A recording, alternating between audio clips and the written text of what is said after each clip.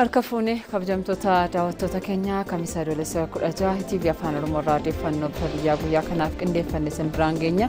Odeeffannoo keenya marsaa lamaan addaan qonnee odeeffannoowwan biyya keessaa fi biyya alaa gabaabinaan akkasumas bal'inaan sin biraan geenya. Odeeffannoo kanneen isinitti himuudhaan heeraan silashii waliin turtii taasisaa ijoo isaanii dursuun nan eegala.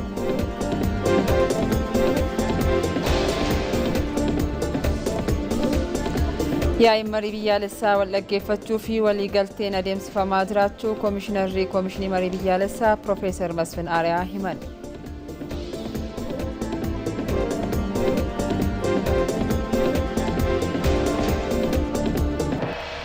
Bu'aaleen qorannoo fi qo'annoo sadarkaa yaadaa fi barreeffamaatti hafuu akka hin qabne ibsame.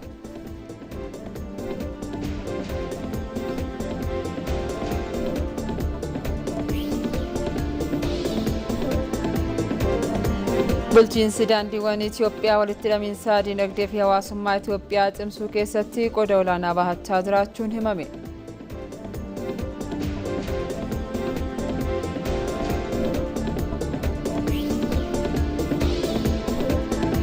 Odeeffannoo maddeen alaatiin balaa ibiddaa Firaans mudateen kutaa biyyattii kibba lixaarraa namoonni 12,000 qe'ee isaaniirraa buqqa'uun himame. Kunneen ijoowwan odeeffannoo bifa biyyaa keenyaa marsaa jalqabaati kabajamtoota daawwattoota keenyaa kanaan dabalatamoo marsaa kanaan odeeffannoo biizinasii fi ispoortiis ni qabna. Odeeffannoo biizinasiitiin dabareen irraa kan hawwii taaffasaati akka mooltee hawwii ijoowwan odeeffannoo keetiitti hufuu dandeessa. Hayyee galatoomii heeraan akkam jirtu kabajamtoota daawwattoota keenyaa bifa biyyaarraa odeeffannoo biizinasii guyyaarraaf qabannee dhufne keessaa dursinee ijoosaa maal qabannee akka dhufne isinitti himna. Itiyoo Telecom bara baajataa xumurametti birrii biiliyoona 200 fi biiliyoona 15.8 walitti qabuusaa ibseera. Bal'inasaa booda isinitti himna.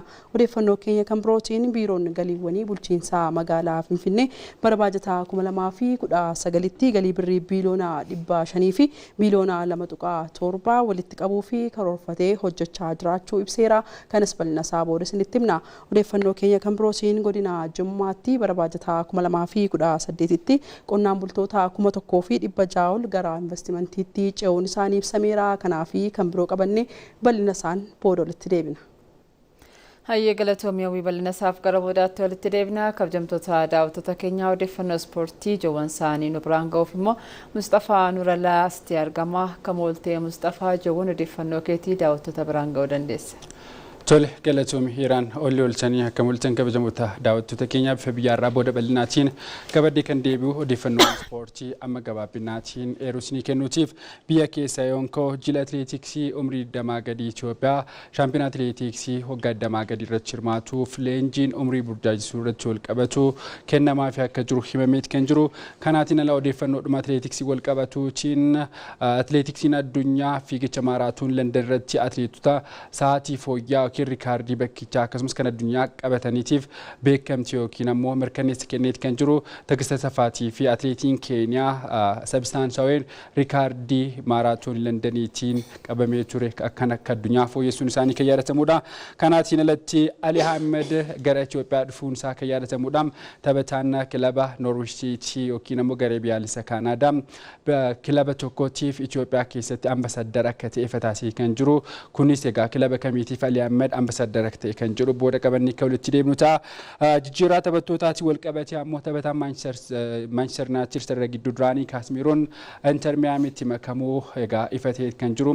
Inter Miyaamiitti kan makame Kaasmiroon Baarselonaa keessa kan ture Lionel Messi waliin qindoominni akkamii agarsiisan kan eegamudha. Kanaatiin alatti ammoo Faabiyaa Ruusiitii fi Peerriidhaaf badhaasni addaa kennameetiif kan jiru. Taphattoonni kunniin shaampiyoonii waancaa addunyaati. Egaa badhaasa kanaatiin erga gara biyyaatti deebanii badhaasni addaa kennameefii kan jiru. Badhaasni kunoo badhaasa akkamiiti kan jedhu booda bal'inaatiin bifa biyyaarraa qabannee kan walitti deemnu ta'eeran.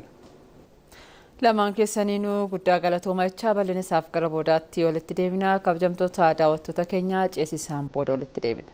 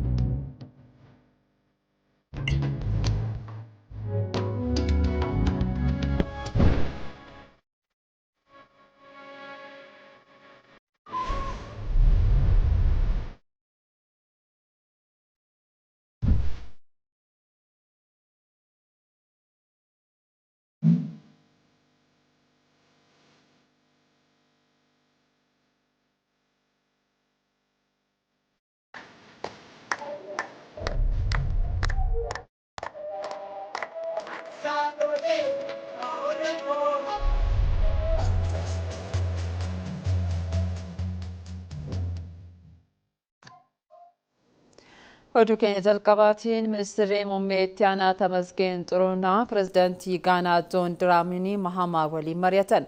Itoophiyaa walitti dhufeenya Gaanaa waliin qabdu Paan Afrikaanizimii irraa eegalee qabdu seenaa qabeessa fi dippiloomaasii biyyoota lamaan gidduu jiru kan beekamtii kennan ta'uu dubbatan obbo Tamasgeen.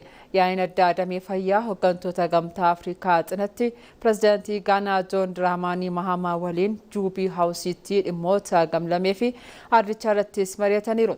Pirezidaantiin Gaanaa Joon Diraamanii Mahamaa Itoophiyaan bilisummaa fi tokkummaa Afrikaatiif akkuma cimtee hojjetaa turte amma ashaaraa magariisaatiin hojiin misoomaa hojjetamaa jiru kan dinqisiifatan ta'uu dubbataniiru. Foorumii Xaanaa yeroo 12ffaa Itoophiyaan geggeessituuf beekamtii kan kennanii fi hojii jajjabeeffamuu ta'us dubbataniiru.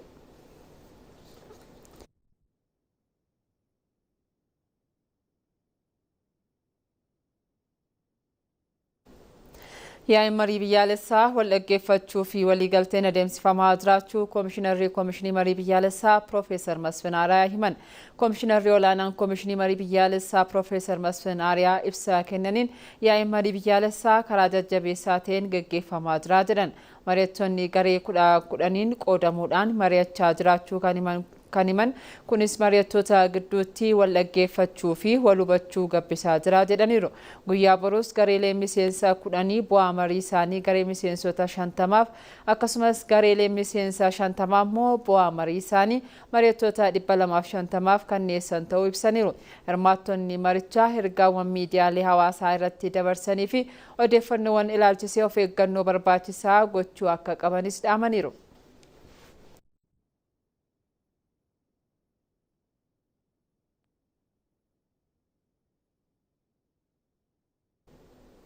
Bu'aaleen qorannoo fi qo'annoo sadarkaa yaadaa fi barreeffamaatti hafuu akka hin qabne ministeerri karooraa fi misoomaa Fitsum Asaffaa himan.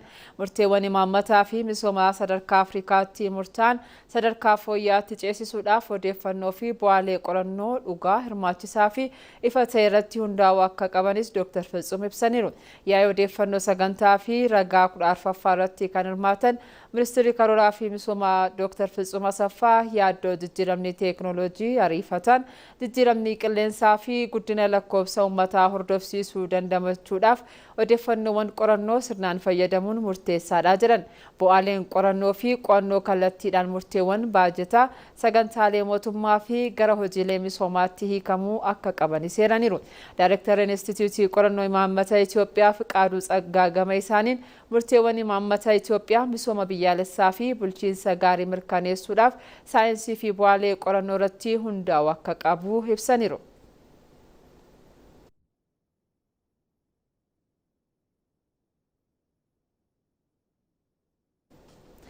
Bulchiinsi daandiiwwan Itoophiyaa walitti hidhamiinsa dinagdee fi hawaasummaa Itoophiyaa cimsuu keessatti qooda olaanaa bahachaa jiraachuu ministeerri magaalaaf bu'uuraalee misoomaa caaltuu isaanii himan. Bulchiinsi daandiiwwan Itoophiyaa hundeeffama isaa waggaa 75ffaa kabajeera. Uwwisni daandii yeroo dhaabbatichi hundaa'e kiiloomeetira 6 fi 400 ture, kiiloomeetira 6,000 fi 400 ture, yeroo ammaa kiiloomeetira 1,100 fi 80,000 fi 232 ga'uu danda'uun waltajjicha irratti ibsameera. Sirna kabaja hundeeffama dhaabbatichaa waggaa 75ffaa irratti kan argaman ministeerri magaalaaf bu'uuraalee misoomaa caaltuu isaanii dhaabbatichi waliin ga'iinsa daandii bal'isuun guddina dinagdee fi hariiroo uummataa cimsuun itti gaafatamummaa biyyaalessaa isaa bahachaa jira jedhan.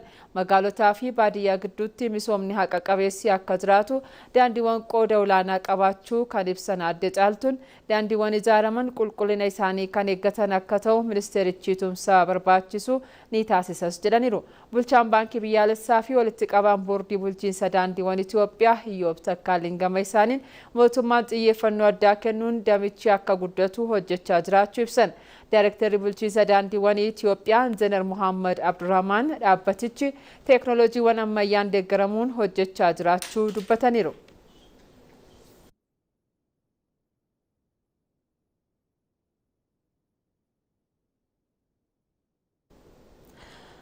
Sagantaan ashaaraa magariisaa biqiltuu dhaabuun dabalataa hojii fakkeenyummaa qabu dhalootatti darbu ta'uu Daayireektarri Abbaa Taayitaa Miidiyaalee Itoophiyaa Hayimaanot Zallaqaa himan.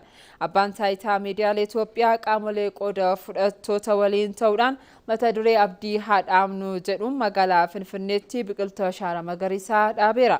Sagantaa dhaabbii biqiltuu kana irratti kan argaman Daayirektarri Abbaa Taayitichaa Hayimaanoot Zallaqaa sagantaan ashaara magariisaa biqiltuu dhaabuun dabalataa hojii dhaloota seenaa fakkeenyummaa qabu ittiin dhaalchisnudha jedhan. Dhaabbiin biqiltuu kun uwwisa bosona Itoophiyaa guddisu, jijjiirama qilleensaa dandamachuu fi oomishtummaa qonnaa guddisuu irratti faayidaa biyyaalessaa olaanaa qabaachuu simaniiru. Xiyyeeffannoon keenya biqiltuu dhaabuu qofa osoo hin taane kanneen dhaabaman kunuunsuun guddisuu fi hangalatiinsa isaanii guddisuun murteessaadhas jedhaniiru. Abbaan Taayitichaa sagantaan ashaaraa magariisaa bara kanaatiin biqiltuu 45,000 fi 125 dhaabuuf karoorsee hojjechaa jiraachuu ibsaniiru.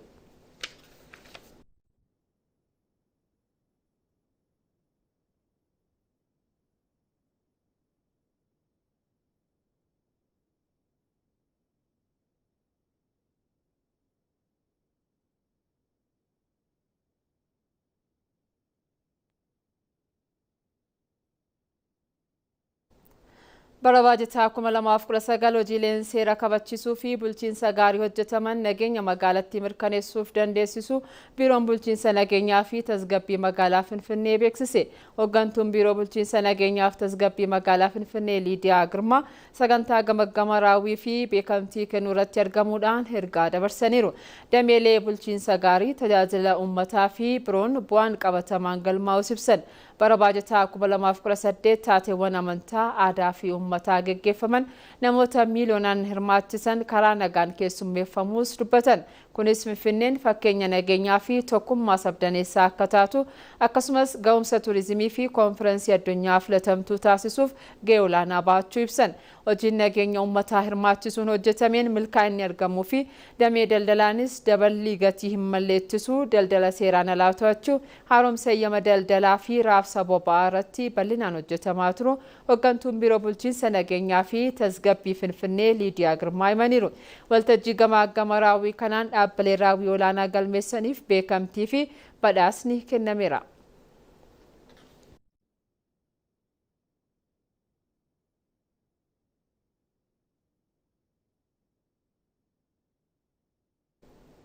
Odeeffannoo maddeen alaatiin ulaan galaanaa Hurmuzii fi galaana Diimaa Baabal Mandaab cufamuu hordofee Ameerikaan haleellaa Iraan irratti raawwattu guyyaa 12 itti fufte. US Ameerikaan itti fufiinsaan guyyaa 12 Iraan irratti haleellaa kan raawwatte yoo ta'u, Teheraan haleellaan Ameerikaa bu'uuraalee misoomaa lammiilee irratti kan xiyyeeffatedha jechuun Teheraan gama isheetiin haaloo ba'uudhaaf akeekkachiistee jirti. Kana malees Iraan dooniiwwan 3 karaa ulaa galaana Hurmuz akka hin darbin dhorkuun kan beeksiste. Waraana Ameerikaa fi Iraan dura karaa ulaa galaana Hurmuz guyyaatti yoo xiqqaate boba'aan barmeelli miiliyoona 15 geejjibsifamaa turuu ragaaleen ni agarsiisu. Akka filannootti dhiyaachaa kan ture ulaan galaana Diimaa Baabal Mandaabis akeekkachiisa garee hidhata Huutii Yemeniin dhiyaate hordofee dooniiwwan haleellaaf saaxilamoo ta'uu akka danda'an ibsamaa jira. Garichi wiixata darbee dooniiwwan Saawudi Arabiyaa karaa ulaa galaana kanaa darbuuf akka hin dandeenye dhorkuun kan yaadatamudha.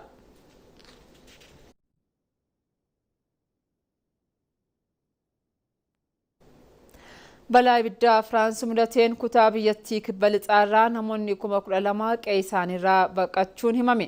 Ogeeyyiin balaa ibiddaa biyyattii lama balaa kana dhaabsisuudhaaf dirqamarra osoo jiranii naannoo buufata xiyyaaraa Bordeaux jedhamutti balaa kanaan lubbuun isaanii darbuu BBC'n miidiyaa Fireensi wabeeffachuudhaan gabaaseera.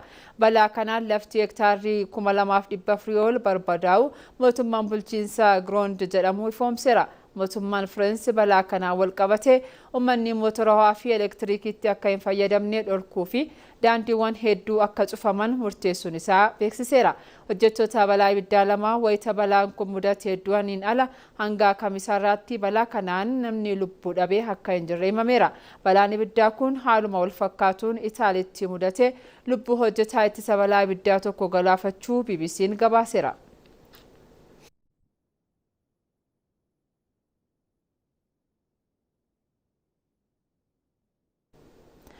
Ameerikaa fi Saawudi Arabiyaa waliigaltee niwukilaraa waliin misoomsuuf isaan dandeessisuu mallatteessan.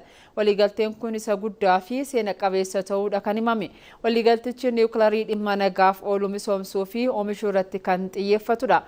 Qajeelchi annisaa Ameerikaa akka beeksisetti waliigalteen kun kaampaanonni Ameerikaa sagantaa annisaa niwukilarii Saawud Arabiyaa keessatti akka hirmaatan carraa kan uumudha.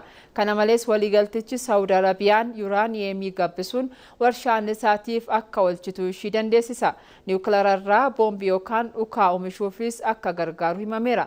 Ogeeyyiin damichaa waliigalteen kun Ameerikaan sochii niwukilarii naannawaa biyyoota galoo galaanaa itti dhiyeenyaan akka to'attu haala kan mijeessuuf ta'uu ibsaa jiru.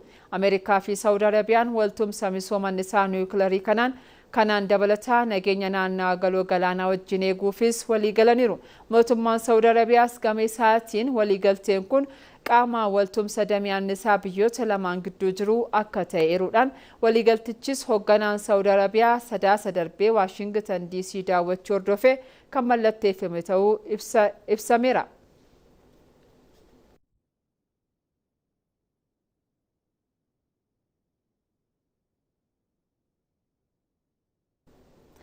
Dippiloomaatonni olaanoon Ameerikaa fi Raashiyaa waraana Yuukireen dhaabsisuun haala danda'amu irratti mari'atan.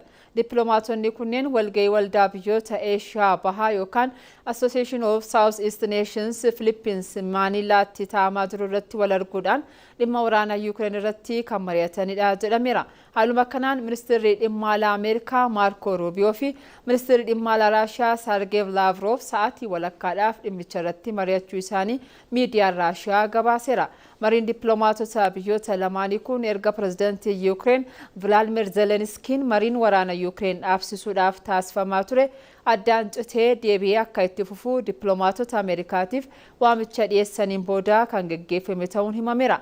Marii kanaanis kutannoon Raashiyaan waraanicha marii siyaasaa fi dippiloomaasiin dhaabuuf qabdu ministeerri dhimma alaa Raashiyaa Sergey Lavrov ibsuu isaanii ministeerri dhimma alaa Raashiyaa beeksiseera. Keessumattuu Raashiyaan karoora waraana dhaabuu baatii Adoolessaa bara 2026 pirezidaantii Ameerikaa Doonaald Tiraamp fi pirezidaantii Raashiyaa Vladimir Puutiin Alaaskaatti dhiyaatee hojiirra oolchuudhaaf murannoo qabdu Sergey Lavrov Maarko Ruubiyootti himaniiru. Miidiyaaleen Ameerikaa marii kana ilaalchisuudhaan ibsi bal'aan kennan akka hin jirree fi qondaaltonni lamaan Maanilaatti wal arguun mari'achuu isaanii qofaa gabaasuu isaanii Aljeeziraatu gabaase.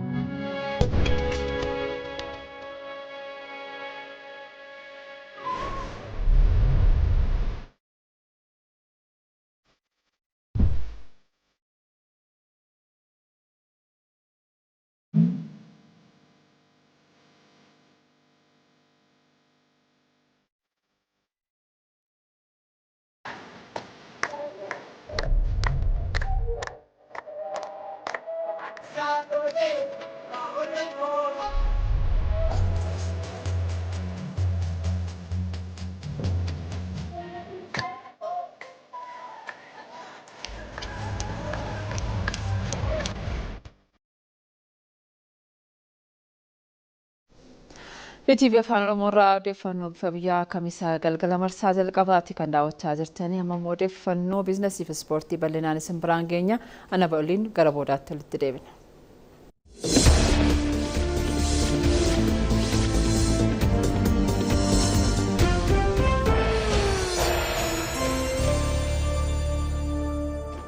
Irra deebi'uudhaan akkam jirtu kabajamtoota daawwattoota keenya bifa biyyaarraa odeeffannoo biizinasii guyyaarraa kan isinitti himu an hawwitaaf isaatii hanga xumuraatti nu waliin tura. Itiyoo Telecom bara baajataa xumurametti birrii biiliyoonaa 200 fi biiliyoonaa 15.8 walitti qabuusaa beeksise. Hojii raawwachiiftuu olaantuun Itiyoo Telecom Fireewoot Taammiruu raawwii hojii bara 2018 ilaalchisee miidiyaaleef ibsa kennaniiru. Dhaabbatichi bara kana pirojektoota kaapitaalaaf birrii biiliyoonaa 75.6 siqu baasuun dabalataa bu'aa birrii biiliyoona 200 fi biiliyoona 15.8 walitti qabuusaa himaniiru. እዚህ በበጀት ዓመቱ 215.8 ቢሊዮን የኢትዮጵያ ብር ማለት ነው ጀነሬት አድርገናል ማለት ነው። በረባጀታ ከነቲ ብሪ ቢሊዮን 200 fi ቢሊዮን 15.8 ወልት ቀምኔር ከሮራ ራዊ ኬኛ 199.7 ሚልኬሱ ደንደኝር ኩን ቦአ ጉዳዳ ከም በረባጀታ ደርቤ ብሪ ቢሊዮን 100 fi ቢሊዮን 62 ወሊን ወልብረ ቀምኔዮ ኢላሉ ጫልማ 133.2 ከነገርሲሴዳ ገማ ሸረፈ አላንዮ ኢላሌ ዶላር ሚሊዮን 100 fi ሚሊዮን 88.4 ወልት ቀምኔር ከሮራ ኬኛ 190 ተመራወኒር ኩን ጉዲነ ኬኛ ከንቲ agarsiisnu bu'uuraalee misoomaa diriirsinee tajaajilaaf banaa taasisuu keenya kan mul'isudha. Guddinni olaanaa waggaa waggaatti kan itti galmaa'aa jirudha. Bara baajatichaatti maddoota galii babal'isuuf hojiiwwan hedduu hojjetamuus kaasaniiru. Galii argame kana keessaas galiin karaa daataa fi intarneetaa irraa argame olaanaa ta'uu fi maamilli dhaabbatichaas miiliyoona 90 ol irra qaqqabuus ibsaniiru. የኢትዮ ቴሌኮም የደንበኞቻችን ቁጥር 90.1 ሚሊዮን ደርሰናል ማለት ነው። ይሄም የቅዳችን 101.7% ነው ማለት ነው። ለኮፍሲ ማምልቶታ ኢትዮ ቴሌኮም ሚሊዮና 90 ጡቃት ቆረ ቀቀቤራ ኩኒስ ከሮረ ኬኛ ዲባንታ ዲባፊ ቶኮ ጡቃት ወርባ ራወኔ ራጀቹዳ ከሮረ ኬኛ ሃንገ በርባደሙ ከራወኔ ቡአን ኦላና ኬኛ ኒ ቶኮ ገባድርጎማ ኬሰታኔ ማምልቶታ ደበለታ ሆራቹ ኬኛዳ ማምልቶታ ኬኛ ዱራኒ ቱርፋቹን ኬኛ ቡአ ኬኛ ሰብሮዳ ለኮፍሲ ማምልቶታ ኬኛ ከንበረ ደርቤ ወሊን ዩ ኢላሉ አመሌ ዲባንታ 8.3 ጉዳቴራ ኢማሊ ኢትዮ ቴሌኮም milkiin itti fufeera fayyadamtoonni sagalee bilbilaa kan bara darbee turerra 8.6 irra qaqqabeera kunis 8.2 guddateera keessattuu enterprise kan jennu dijitaal Itoophiyaaf shoora olaanaa kan qabu caalmaatti qaama ce'umsaa dijitaalaa akka ta'aniif tajaajila isaanii qaqqabamaa taasisuuf dandeettii guddaa kan uumudha kun waliigala uwwisa Telecom kan dabaleedha riiformii dhaabbataa taasisuun ofii keenya imala dijitaal Itoophiyaa dhugoomsuuf wayii ta'ee gallee maamiltoota miiliyoona 37.9 qabna ture ኒትወርኪ በበልሱን ለኮፍሲ ማምልቶተ ኬኛ ጉዳቹ ደንደኤራ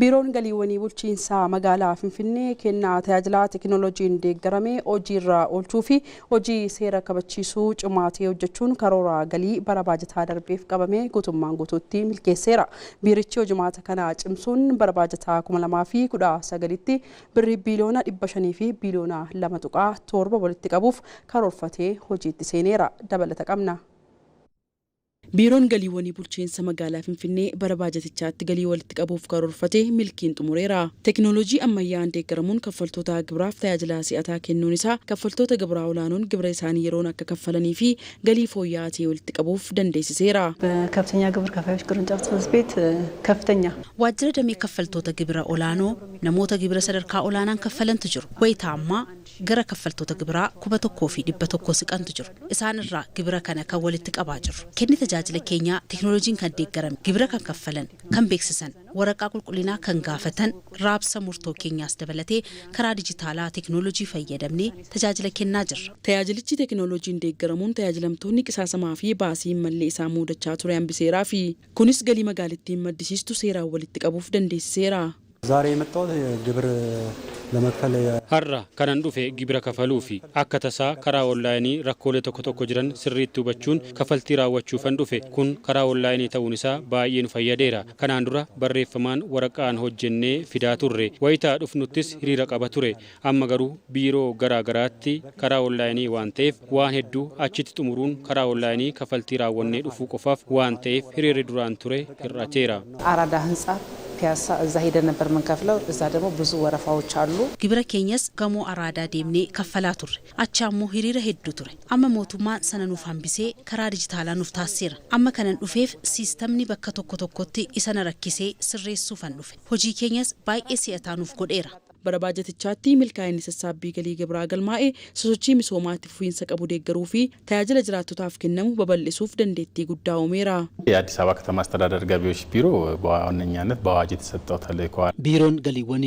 ቡልቺንሰ መጋላ ፍንፍኔ አድዱርማን ኤርገመ ለብሲን ከነሜፍ ቀባ ኤርገምኒ ኩኒስ ገሊ ዲነግዴ መጋላ መድሲሱ ሀቀቤሱ ማረቱ እንዳውን ባሲ ሚሶማ መጋላፍ ኦሉ ሴረን ወልቲ ቀቡ ፊ ሀለ ኢቲ ሚሶማ ፎሉ ኡሙዳ ገመ ከናን አከዳበታቲ በረባጀታ ኩመና ኩደሰደቲ ergama nutti kennamee milkeessuuf hojiilee hedduu hojjechaa turreerra. Bara baajatichaatti waliigala akka bulchiinsa magaalaatti birrii biiliyoona 300 fi biiliyoona 50 walitti qabuuf kan karoorfame. Galiin karoorfamees guutumaan guututti walitti qabameera. Gama biiroo galiiwwaniin ammoo bifuma wal fakkaatuun birrii biiliyoona 200 fi biiliyoona 56 walitti qabuuf karoorfamee fi hojiitti kan seename. Gama kanaan biirichi karoora isaa dhibbantaa dhibba milkeesseera. Bara baajataa kana magaalichatti kaffaltoota gibraa 13,000 fi 900 ol nagee kutuu dhiisuun seera cabsan irratti tarkaanfiin sirreeffamaa fudhatamuun nagee akka kutan kan taasifame yoo ta'u, hojumaata badaa waliin wal qabatee hooggantoonni fi hojjettoonni 634 seeratti dhiyaataniiru.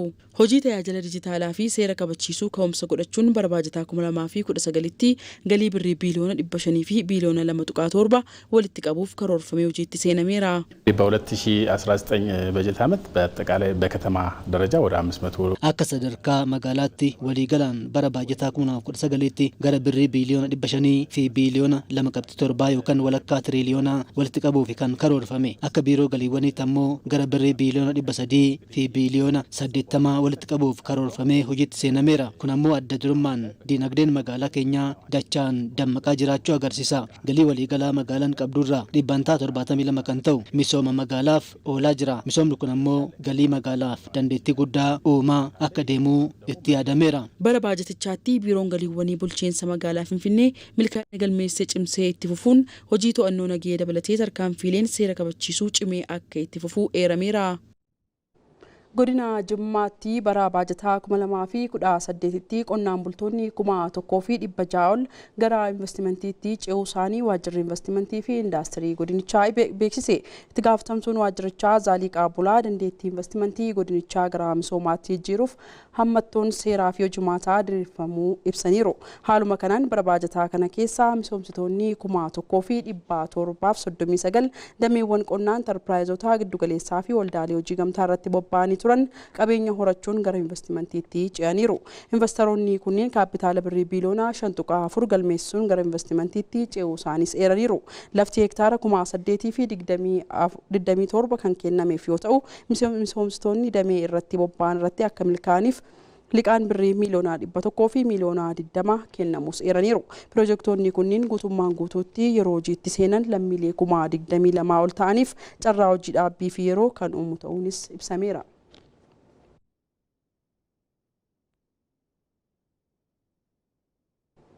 Egaan kabajamtoota daawwattoota keenya odeeffannoon biizinasii guyyaa irraaf qabannee dhufnee kan hangammaatti daawwattan ture waan nu daawwattaniif galatooma.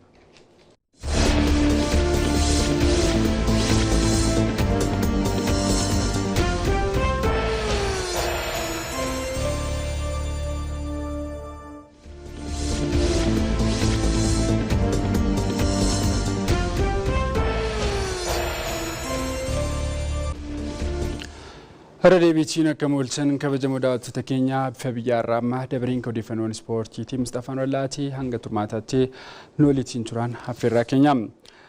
Jila atileetiksii umrii 20 gadii Itoophiyaatiif leenjiin burjaajessummaa umrii irratti xiyyeeffatu kenname. Shaampiyoonaa atileetiksii addunyaa waggaa 20 gadii Adoolessa 21 irraa eegaluun Ameerikaa Oreegonitti gaggeeffamu irratti kan hirmaattu Itoophiyaan leenjii addaa atileetotaatiif kenniteerti. Federeeshinii atileetiksii Itoophiyaa kutaa qulqullina atileetiksii idil addunyaa AIU walitiin ta'uudhaan atileetota leenjitootaa fi miseensota jilaaf leenjii mirkaneessa umrii naamusa dorgommii fi qulqullina atileetotaa irratti xiyyeeffatu jilichaaf kenneera. Kaayyoon isaa inni guddaan atileetota dargaggoota odeeffannoo sirrii fi naamusa ogummaa qabaatan dorgommii addunyaa irratti akka hirmaatan taasisuudhaas jedhameera. Federeeshinichi atileetota filatamootaaniif leenjii bakka jireenyaa fi deeggarsa loojistikii kennuudhaan qophii dorgommiin duraa isaanii hoteela Qananiisaatti akka xumuranis taasisaa jira. Shaampiyoonaa atileetiksii addunyaa umrii 20 gadii kanarratti kan hirmaattu Itoophiyaan dorgommii meetira 5,000, meetira 3,000, meetira 1,500 fi fiigicha meetira 800tiin saan lamaan yoo hirmaattu fiigicha meetira 3,000 gufachiisaa fi fiigicha meetira 400 dubartoota qofaatiin ni hirmaatti jedhameera.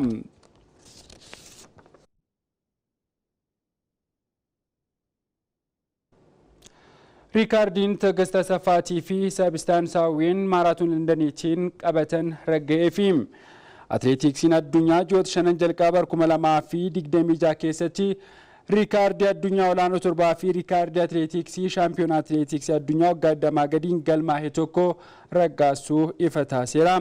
Kanaanis riikaardiin Teggesta Asaffaa fi Sabistaansaawee maaraatoonii Londaniitiin qabatanis raggaheera.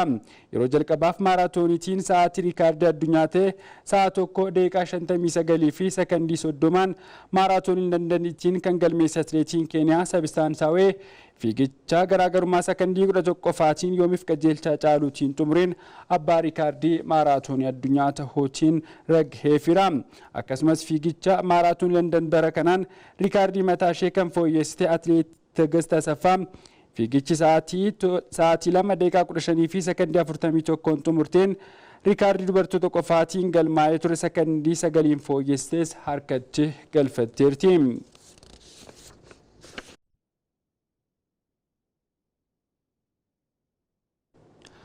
Ali Ahmed ambassadara kilaba kubbaa miilaa magaalaa Shaggar ta'e. Taphataan kilaba Norwich City Ali Ahmed imala idil addunyaa kilabni kubbaa bulchiinsa magaalaa Shaggar taasisuudhaaf deeggarsa barbaachisu hunda taasisuuf walii galeera.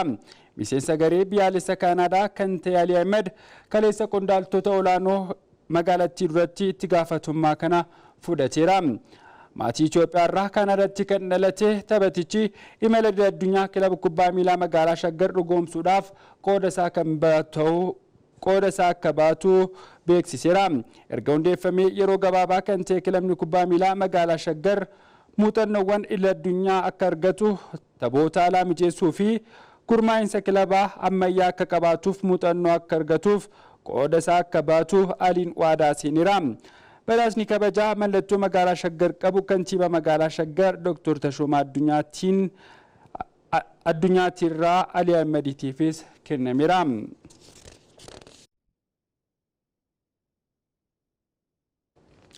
Odeeffannoowwan jijjiirraa taphattootaatti wal qabatuutiin Inter Miyaamiin Kaasaamiiroo mallatteessifachuu beekse. Giraanaachoon gara Aston Villaa deemuudhaaf yoo walii galu Phil Foden immoo waliigalcha haaraa Manchester City waliin isa tursiisu mallatteesseera. Fayyaraa Margaa dabalataa akka taanutti qindeesseera.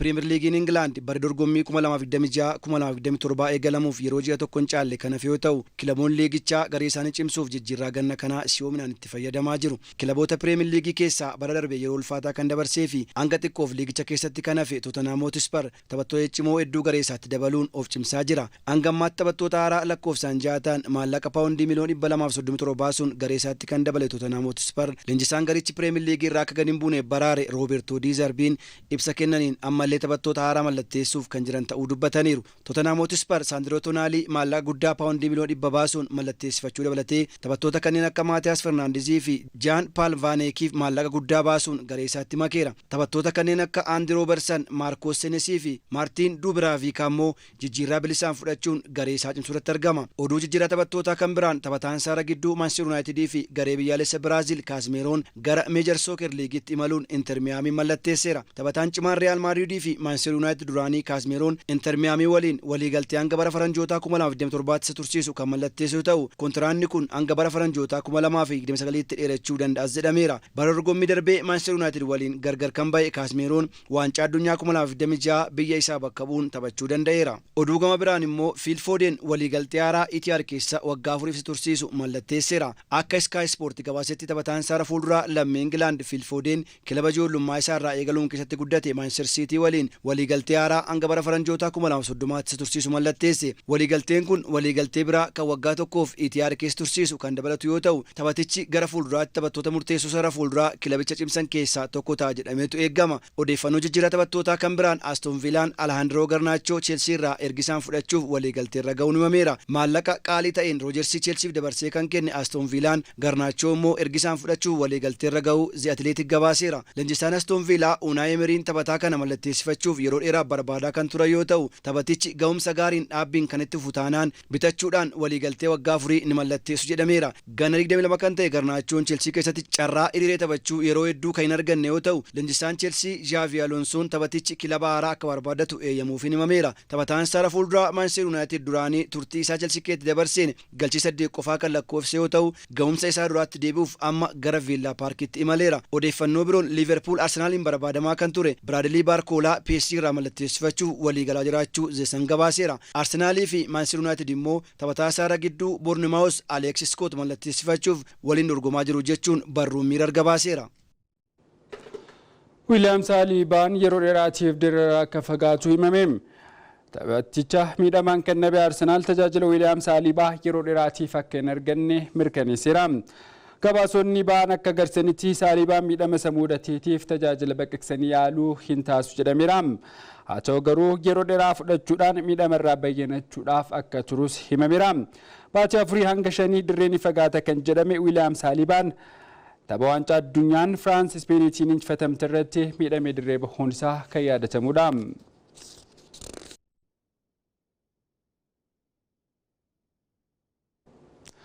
Taphattoonni garee biyyaalessaa Ispeen lama timaatimii badhaafaman. Miseensota garee biyyaalessaa Ispeen keessaa badhaasni kun kan kennameef Faabiyaan Ruiziitii fi Gaavitiifi. Taphattoonni kunis bulchiinsa naannoo Andulishaa dhaabbata Los Paarishoo jedhamurraa badhaasa kan argataniiru. Bakki kunis iddoo dhaloota taphattoota lamaaniiti jedhameera. Haaluma kanaan Faabiyaan Ruiz badhaasa timaatimii kiiloogiraama 84 akkasumas Gaaviin kiiloogiraama 68 fudhataniiru. Timaatimiin taphattoota kanaaf badhaasni kenname ulfina qaama isaaniitiin kan olgichuudha. Aadaan badhaasa kana yeroo Ispeen waancaa addunyaa jalqabaa bara 2010 injifattetti kan jalqabe yoo ta'u yeroo sana miseensa garee kan ture Jesus Navasitiif timaatimiin ulfaatina qaama isaatii walgitu badhaafamee turuun kan yaadatamudha.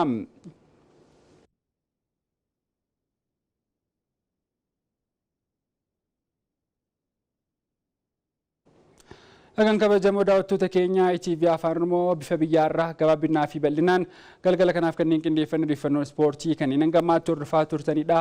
Xumurii raadiyoo gaarii akkasumas qophiilee bifa biyyaarraa waliitiin turmaata gaarii isiniif hawweera.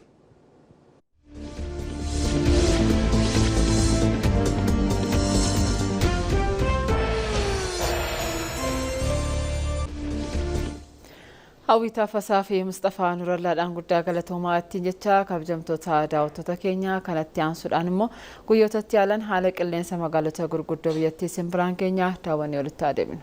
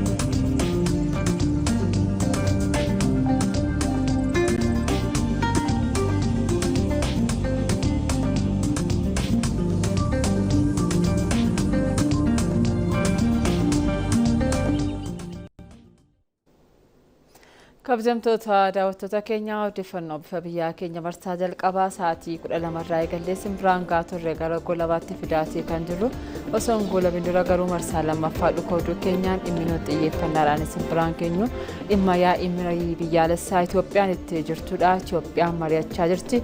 Egaa yaa'ii marii biyyaalessaa kun guyyaarraa guyyaa 8ffaa isaa lakkoofsiseetii kan jiru. Komishinii marii biyyaalessaa adeemsa waliigalaa hanga har'aatti jiru irratti guyyaarraa ibsa kenneetii kan jiru.